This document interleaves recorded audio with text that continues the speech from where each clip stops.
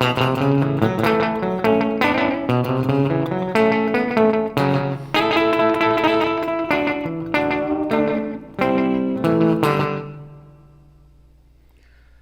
started playing guitar when I heard Chuck Berry, and I said, I want to do that. After listening to him and quitting guitar lessons because they didn't teach me how to play like Chuck Berry, they taught me how to play Satin Doll and Girl from Ipanema. I listened to Chuck Berry's records and I learned his licks. I found that he did something called double stops, 2 notes instead of 1. Instead of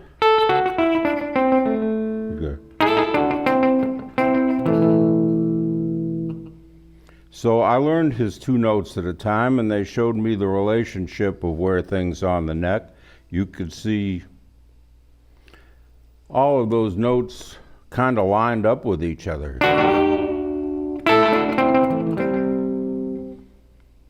And I love that kind of music. I love the way it sounds.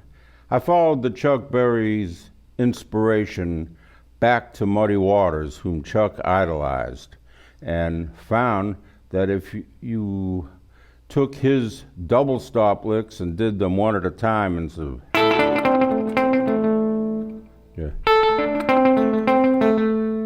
if you just did 1 note at a time, you had the blues scale.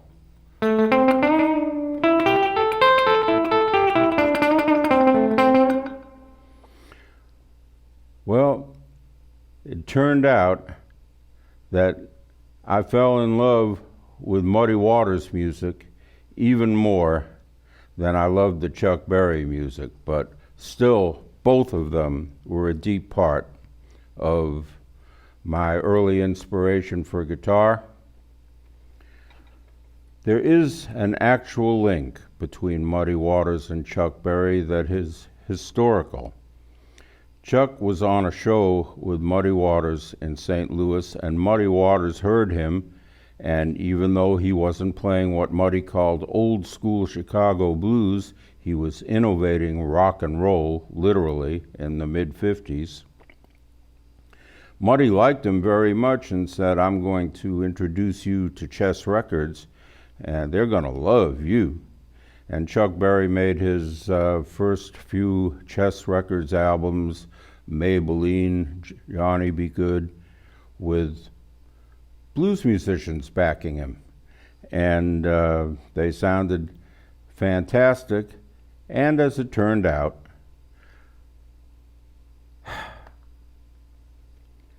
rock musicians make multitudes more money than blues musicians ever since. But we're talking about musical quality, and we are talking about the relationship between old school blues from Muddy Waters and what was then innovative rock and roll from Chuck Berry. And there is that deep link between them, and personally, they loved each other. They were great friends. Muddy was happy for Chuck Berry's success. And I found a way when I was in Muddy Waters' band there was a song that we did called Kansas City.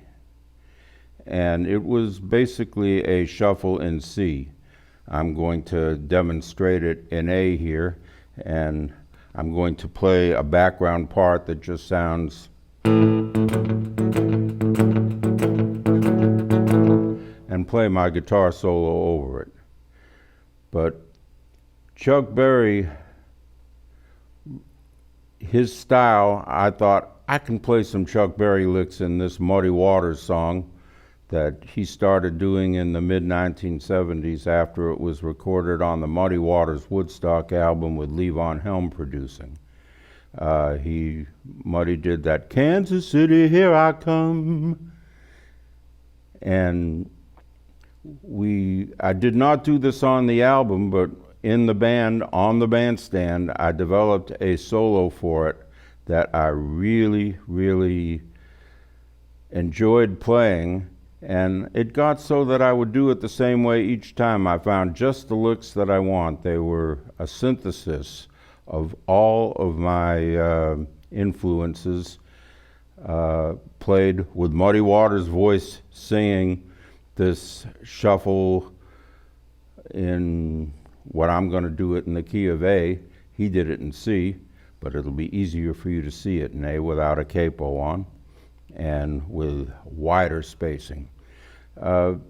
Muddy did the song as a fairly fast shuffle, and I'm going to slow it down just a little bit so it's easier to pick up. And after I play the solo for you, we will go in and talk about just what the influences were and how I put them together so you couldn't say, well, Muddy Waters is singing and Bob Margolin is playing a Chuck Berry style solo over it. It's a lot more complicated than that. I want to show you the whole solo, and then we will take it apart for you. And in the course of that, you will not only know how to play it, but why I played it. And then you can do what you want with it.